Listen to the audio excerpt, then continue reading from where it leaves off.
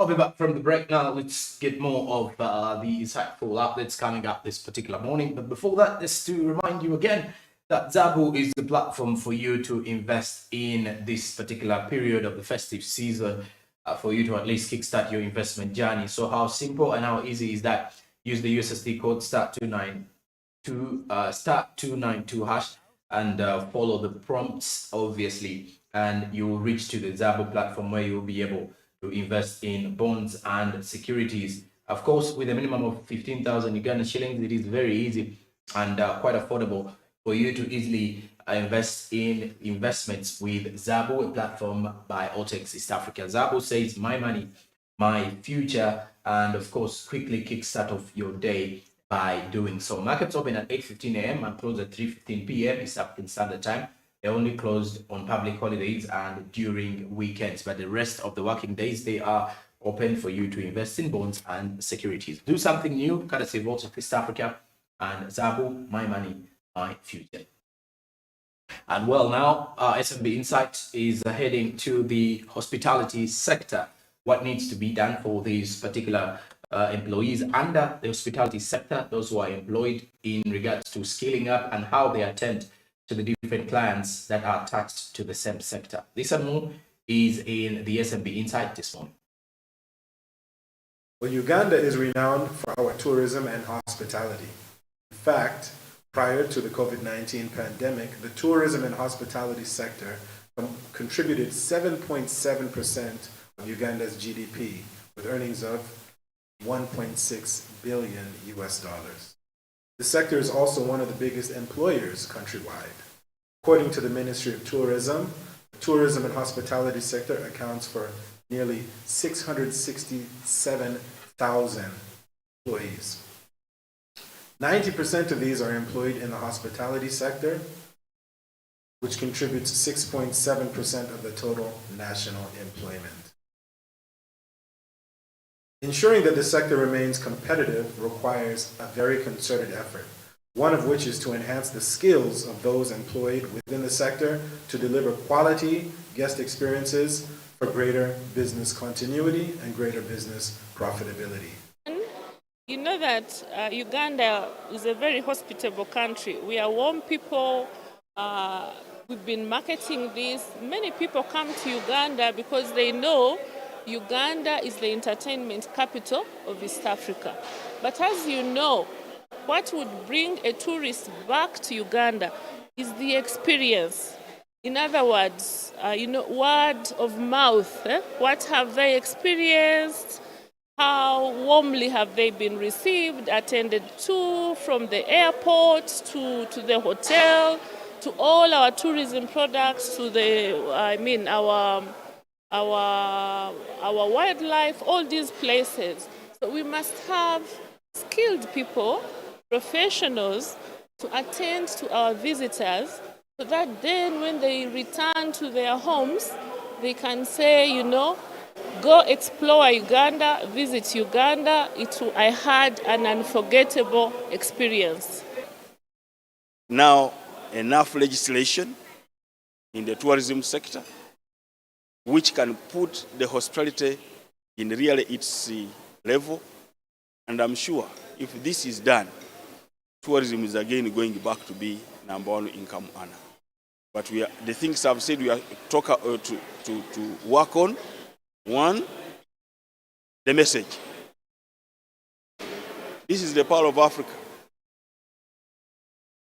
What do people do when they receive guests? What do they know about Uganda?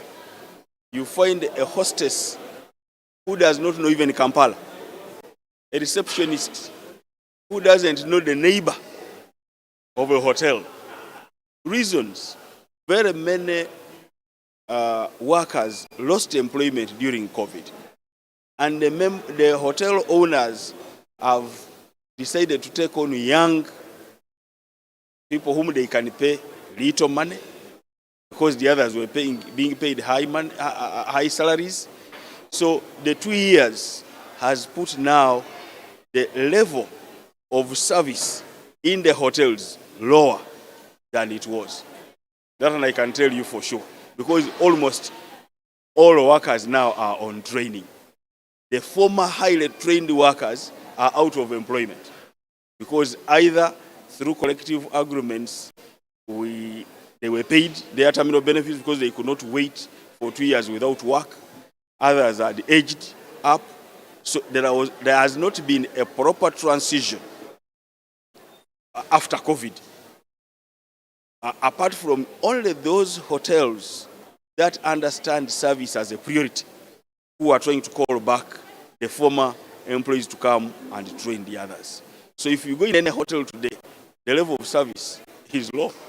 Recently, one person told me, because he's a hostess in Benin, I'm not talking of Uganda, a hostess in a restaurant, and had finished eating, then asked her to clear, and she tells him, no, that's not my work. I will call the people who clear. You can imagine. But a hostess of a restaurant can say like that. But when I watched, it was somebody, when I asked, how long have you been here? Says, this is my 6th month. So you see, so that is the level. And this is affecting the whole of the Africa. Maybe the whole world. Because many people really lost employment. But for us in Uganda, you can see that the level of training of our is still low. We have not reached the Utali level. The Hotel Institute is being built of Jinja. I think that's when we shall reach that level. I can tell you there are a lot of mushrooming training institutions, but they bring out half-baked employees. We have the biggest number of training institutions that I can think really they are not very up to standard are in the Western Uganda, the Western Axis, Rwenzori region. And you'll see that most waiters we have today, you go to the group, Sudiri, Ruparelia group of companies, whatever, they are from the Wakonjo area, short. Professionally, those could be the best waiters. But what is the level of training? Well, what is the level of formal education? Many of them are S2 dropouts, S3 dropouts, S4, whatever. So the level of appreciation to a guest is still low. The level of training was low. And it is the region that can accept any salary. And it has been a challenge during negotiations because for them they can take any salary. So we have tried as much as possible to ensure that we upscale this. But legislatively, we have done our role. As far as collective agreements are done in the trade union, we are doing our role. As far as a stakeholder engagement, we are trying because not all employers are up to that scale. For them, all they are looking at is profit. They forget that you can get more profit if you have professional employees. You will get more because you will get what we call repeat business because people will be coming back because they know that when I go there, I will have a best service. I can tell you when I was working at Sheraton in the late 90s, even today, if you see, there is a walkway that had been made between Imperial Group of Hotels to Sheraton. But the person who made it even closed it because instead people were moving from Grand Imperial to go to Sheraton because there was a better service at Sheraton. And that was closed. Imperial was very new, Sheraton was leaking. But a guest would say, even if this place is leaking, you push my bed in the other corner, but I'm sure we'll get a better service here. These are all our member organizations. I'm just giving you an example. I'm not belittling any, but I'm trying to tell you the importance of professional service. The issues of concerning hospitality management and training in this country, I think is taking shape. I remember in the Ministry of Education and Sports, and even if you look at the Education White Paper of 1992, there's issues of skilling Ugandans, including the areas of hospitality management and skills training, we emphasized. And when there was a reform in 2008, with the enactment of the BTVET Act number 12, the issue of hospitality was given a long consideration. So I think what the country has to do now, through the TVET policy in place now, they have to make sure that certain institutions are set aside, not only the one in the Ministry of Trade, Tourism and Cooperatives, but even in the education sector itself. We need an institution that should specialize in the training of people in skills in the areas of hospitality. I'll give you an example. Currently, tourism industry is one of the service sectors that are bringing a lot of money in the country. But you get surprised if you look at the managers of these big hotels and tourism facilities. Most of them are from our neighboring countries, which I want to name now. I want to name it now. So we also have the government have the Hotel Tourism Training Institute in Jinja. This school, this institution is under the Ministry of Trade, Tourism and Cooperatives, under the Ministry of Tourism actually, under the Ministry of Tourism. Whereas they are trying to do their best, we still feel a lot have to be done. So we're expecting to, as a committee of Parliament and the Parliament itself, we expected to review the BTVET Act to amend it.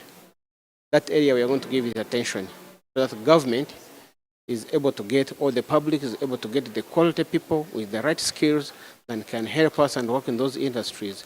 And I believe that one will make an impact on the revenue that is generated through the tourism industry. If I were to quantify the specific number of master bartenders that we need in order to be able to make Uganda competitive on the scale, say, for example, of Kenya, we're looking in the thousands. We're looking in the thousands. We need thousands more highly qualified bar professionals.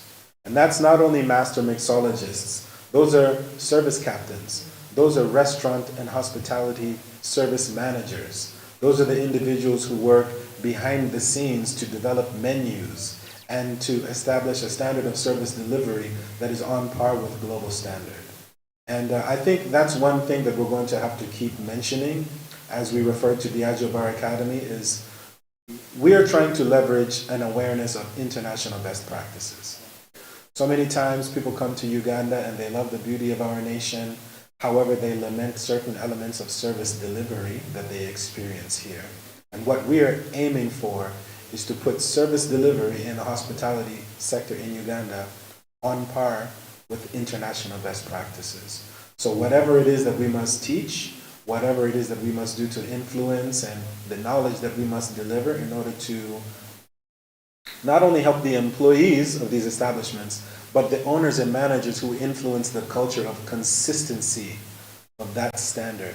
Whatever we must do in order to be able to achieve that is what we're setting out to do with this year's Diageo Bar Academy program, and it will continue to scale up.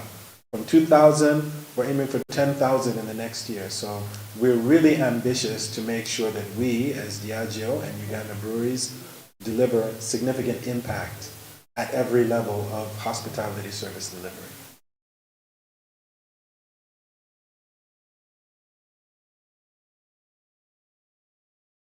Coming in from the hospitality sector, and one of the key examples that they have been using is the fact that one in Kenya, especially the stakeholders in it, the customer service that comes to the Kenyans, that comes with the Kenyans in the entire sector of hospitality, hotels and all that regarding service is far fetched than Uganda. So that means if you're to look at that, we need to benchmark from our Kenyan brothers to see how we can perfectly execute it. Well, besides that same situation, you get to as well realize that apparently the other issue to do with the hospitality sector in Uganda is one of those that also struggled during COVID-19. However, being part of the tourism sector, it is one that is also in the recovery process. Now, besides that, let's get more of insight on the export of genetically modified organisms. This is regarding the GMO bill that was presented before Parliament. And this comes in our next SMB update this morning. Let's have more.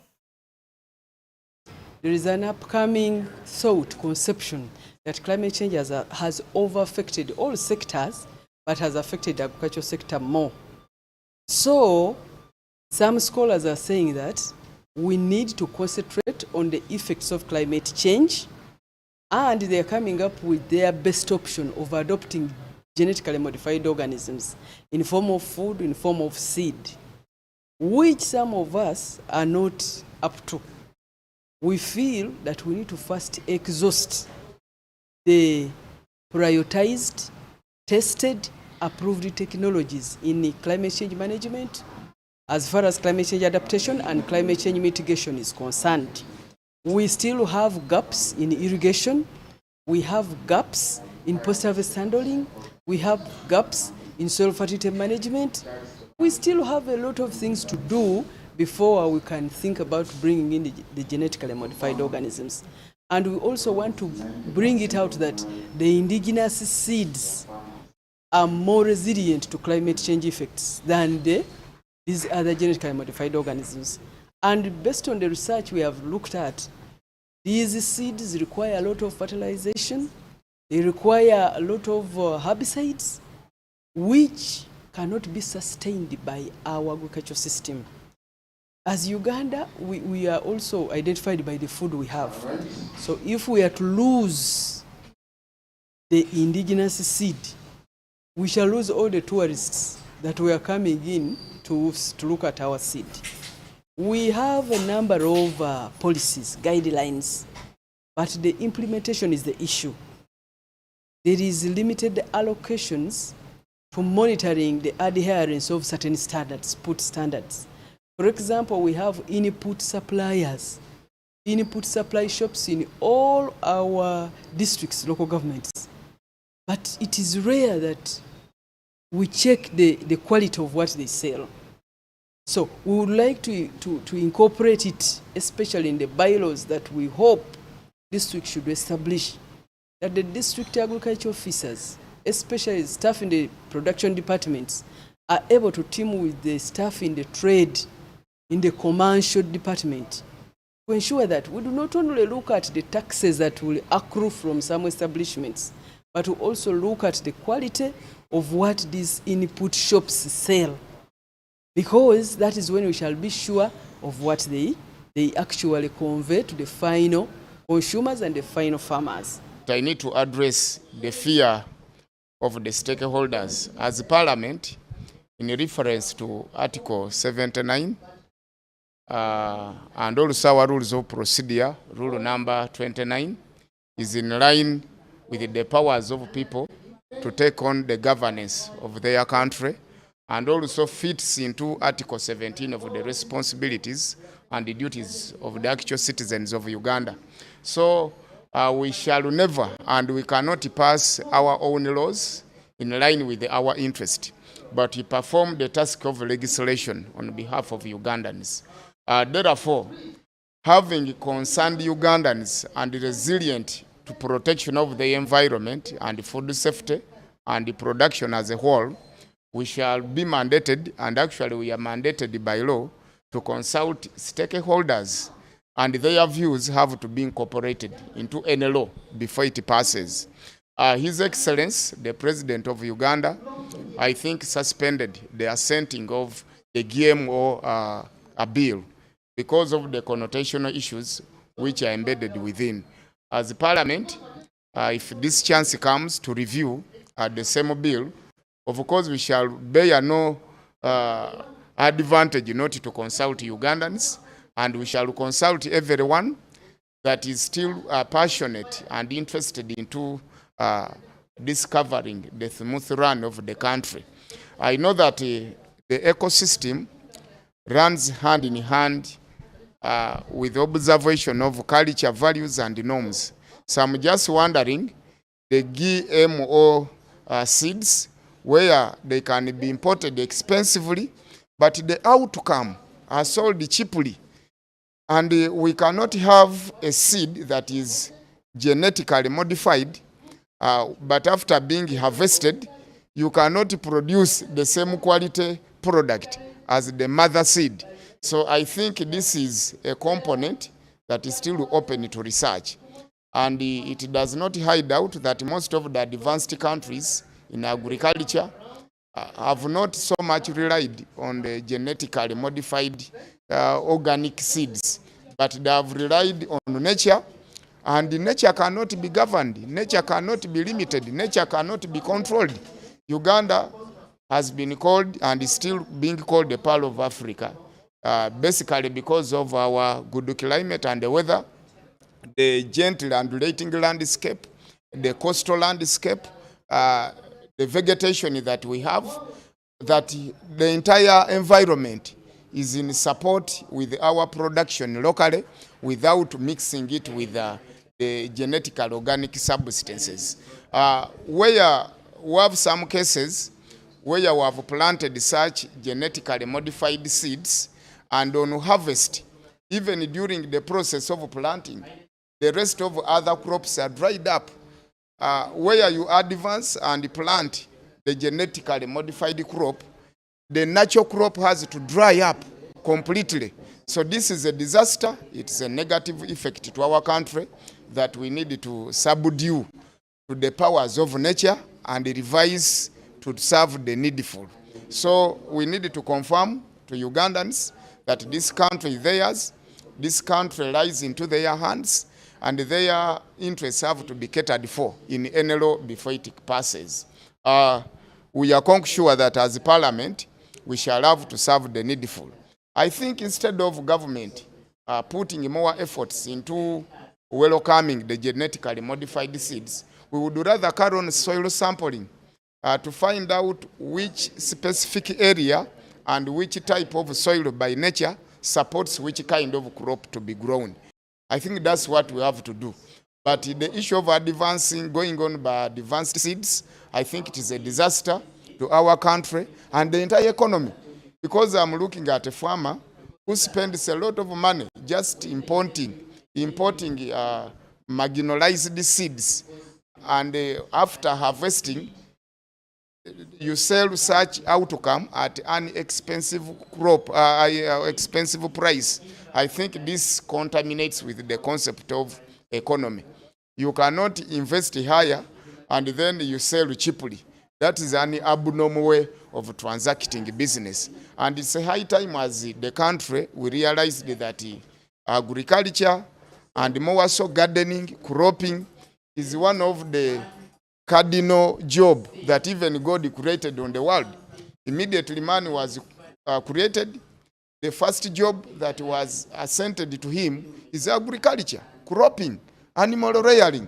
And I don't see any kind of herbicide, I don't see any kind of modification that was given to man in order to plant more.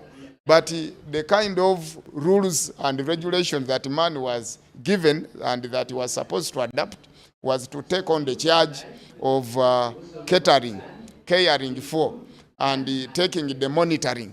I think as a country, we need to employ more measures into training on the monitoring and caring over the gardens, the shambas, in order to improve on the yield. Because we have so much relied on the genetically modified crops, and we are losing the gross domestic product. Our GDP in terms of agriculture is reducing every after day. That's why you see even the coffee, however much statistics say it has gone higher, but how many farmers are planting coffee vis-a-vis the previous one? So when you start the marginal production per farmer and the marginal production per farmer in the past, then you will realize that the GDP is reducing because of over-relying on the genetically modified crops, which is affecting also our foreign exchange earning. In the same way, it is also affecting the GDP per capita. The income per person is going higher, and this will be an advanced explanation for the absolute poverty and the chain of poverty which our population is likely to undergo.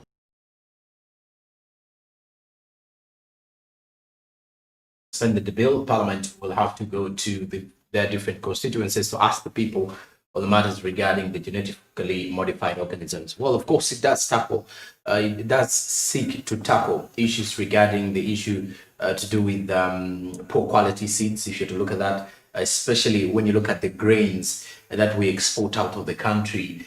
Some time back, Kenya apparently stopped importing maize grain. So those are some of the things that the bill wants to tackle in there to at least support the farmers, and as well as check on the quality of the seeds that Uganda exports, as well as that which is being harvested from the different gardens across the country. Well, besides that particular one, after the break, we will be returning with SMB on ground as Berigi Andrew discusses more matters regarding business. Good morning.